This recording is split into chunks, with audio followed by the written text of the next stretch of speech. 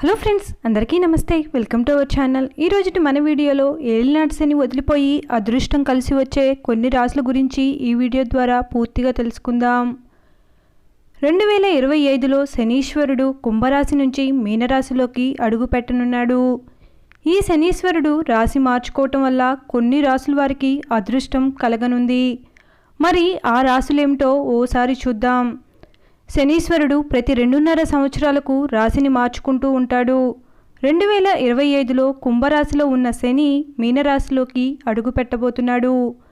మీనరాశిలోనే దాదాపు 2.5 ఏళ్ళు ఉండనున్నాడు. ఈ సంచారం మార్చి 29న జరగనుంది. కాగా ఈ సంచారం కారణంగా ఇంతకాలం చాలా ఇబ్బందులు పడిన కొన్ని రాశులకు విముక్తి కలగనుంది. వారిని ఇంతకాలం పట్టి పీడిస్తున్న ఏలినాటి శని వదిలిపోనుంది. కష్టాలు పోయి సంతోషాలు రానున్నాయి. వారు పట్టిందల్లా బంగారం అవుతుంది. ఆ అదృష్ట రాశులేంటో ఇప్పుడు తెలుసుకుందాం. మొదటగా కర్కాటక రాశి. కర్కాటక రాశి వారికి అభివృద్ధికరమైన సంవత్సరంగా ఉంటుంది. శని భగవానుడు మీకు 9వ స్థానానికి రావటం వలన అష్టమ శని వలన కలిగిన ఇబ్బందులు తొలగిపోతాయి. మీరు చేపట్టే ప్రతి ప్రయత్నంలోనూ విజయం సాధిస్తారు. జీవితంలో అభివృద్ధి ఉంటుంది. ఉద్యోగం లేని వారికి మంచి ఉద్యోగం లభిస్తుంది. శుభకార్యాలు జరుగుతాయి. బయట విదేశాలకు వెళ్ళి వస్తారు. రెండవది వృషభ రాశి. వృషభ రాశి వారికి శని భగవానుడు రాబోయే 2.5 సంవత్సరాలు అనుకూలంగా ఉండటం వలన అన్ని విధాల శుభ ఫలితాలు కలుగుతాయి. ఆఫీసులో పదోన్నతి, జీతం పెరుగుతాయి. పని ఒత్తిడి తగ్గుతుంది. ఇప్పటి వరకు ఆఫీసులో ఉన్న ఒత్తిడి ఇక ఉండదు.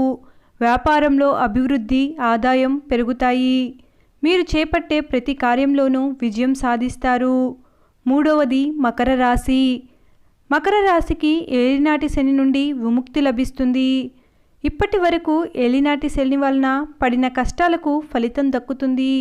జీవితంలో ఇక మీకు అభివృద్ధి వైపు ప్రయాణిస్తారు. బ్యాంకు రుణ సహాయం లభిస్తుంది. కొత్త ఇంటికి మారతారు. మీరు ఇచ్చిన డబ్బు తిరిగి వస్తుంది. ఆరోగ్యం మెరుగుపడుతుంది. శని భగవానుడు ఇక మిమ్మల్ని ఉన్నత స్థితికి తీసుకువెళ్తాడు. నాలుగవది తులారాశి. శని మీనరాశికి సంచారం చేయటం వలన వ్యాపారంలో లాభాలు పెరుగుతాయి. ఉద్యోగంలో జీతం పెరుగుతుంది. పదోన్నతి లభిస్తుంది. దీర్ఘకాలిక వ్యాధుల నుండి విముక్తి లభిస్తుంది. ఇప్పటి వరకు ఉన్న ఆర్థిక ఇబ్బందులు తొలగిపోతాయి. మీ ప్రతిభకు తగిన గుర్తింపు లభిస్తుంది. విజయాల పరంపర కొనసాగుతుంది. ఐదవది వృశ్చిక రాశి. ఆదాయానికి మార్గాలు పెరుగుతాయి.